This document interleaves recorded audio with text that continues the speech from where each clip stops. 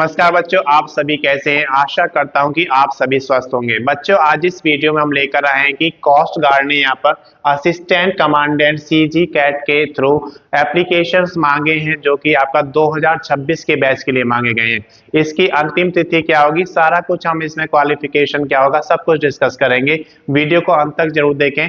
अगर अभी तक आपने चैनल को सब्सक्राइब नहीं किया, सब्सक्राइब करें, वीडियो को लाइक करें और ज्यादा से ज्यादा शेयर करें, ताकि ये उन सभी लोगों के पास पहुंचे जो इसके अंतर्गत फॉर्म को फिल करना चाहते हैं। तो सबसे पहले हम बात करते हैं इसमें कि इसकी प्रारंभिक तिथि क्या होगी। तो इसके ऑनलाइन एप्लीकेशन आपके 5/12/2024 से शुरू हो जाएंगे, यानी कि 5 दिसंबर 2024 से ऑनलाइन एप्लीकेशन आप इसका फिल कर सकते हैं। इसके बाद बात करते हैं अंतिम तिथि की।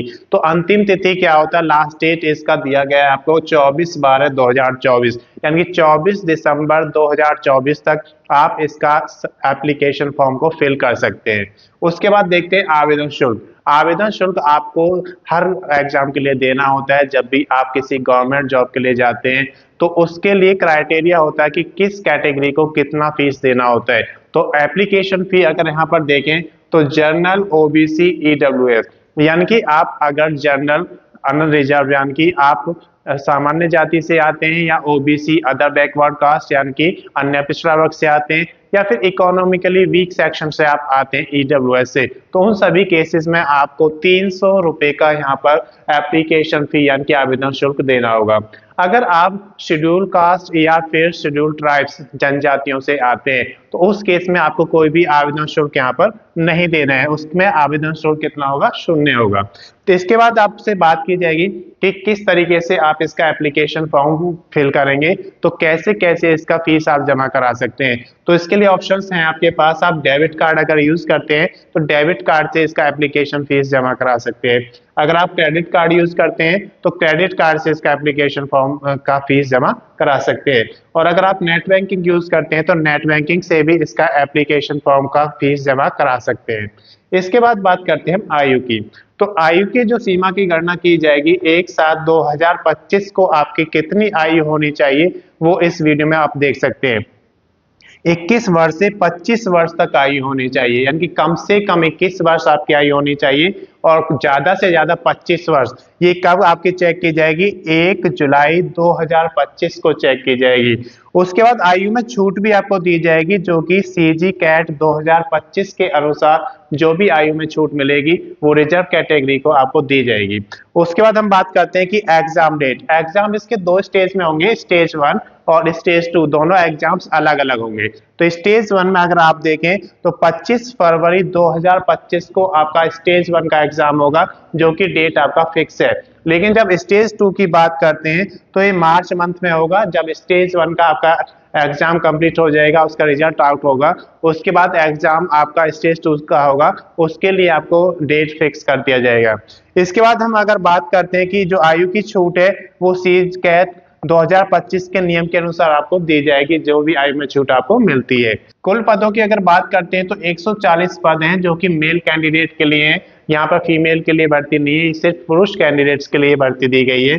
जिसमें से जीडी यानी कि ग्राउंड ड्यूटी के लिए 110 वैकेंसी दी गई है और टेक्निकल इंजीनियर के लिए 30 वैकेंसी दी गई है। 2 ग्रुप में इस वैकेंसीज को बांटा गया है, ग्रुप जीडी यानी कि आपका ग्राउंड ड्यूटी के लिए और टेक्निकल इंजीनियर के लिए। अब इनकी योग्यता दोनों की अलग अलग रखी गई है। अगर आप जीडी यानी कि ग्राउंड ड्यूटी के लिए जाना चाहते हैं तो आपके पास स्नातक होना चाहिए कम से कम 60% मार्क्स के साथ। अगर आपके 60% से कम है तो आप इसके लिए एलिजिबल नहीं होंगे।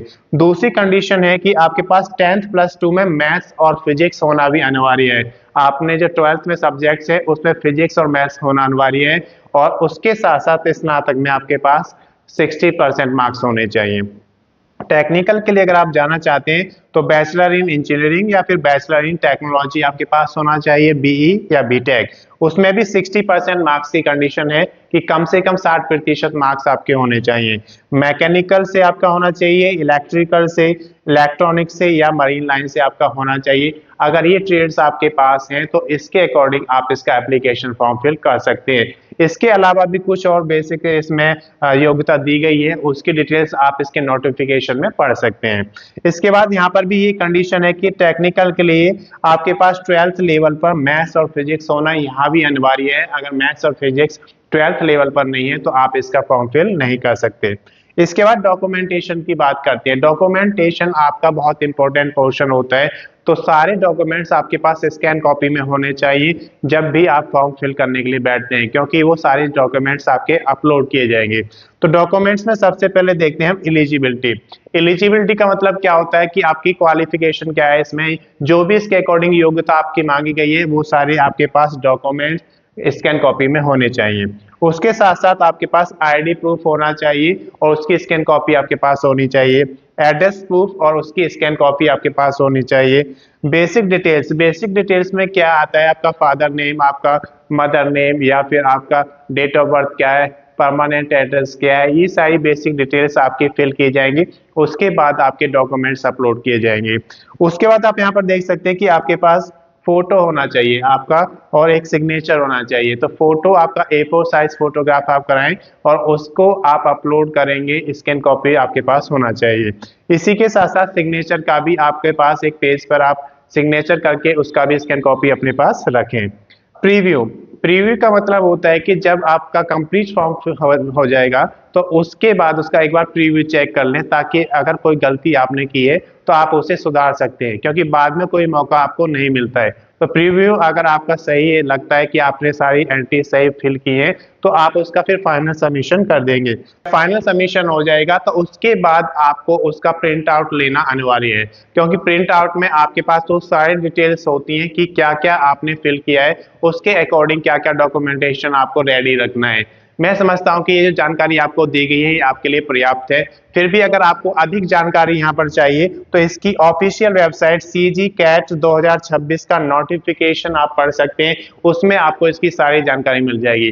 धन्यवाद बच्चों, इस वीडियो में सिर्फ इतना ही, और इसे ज्यादा से ज्यादा शेयर करें ताकि ये उन सभी लोगों के पास पहुंचे जो CG के थ्रू यहाँ पर असिस्टेंट कमांडेंट का एप्लीकेशन फॉर्म फिल करना चाहते हैं। धन्यवाद।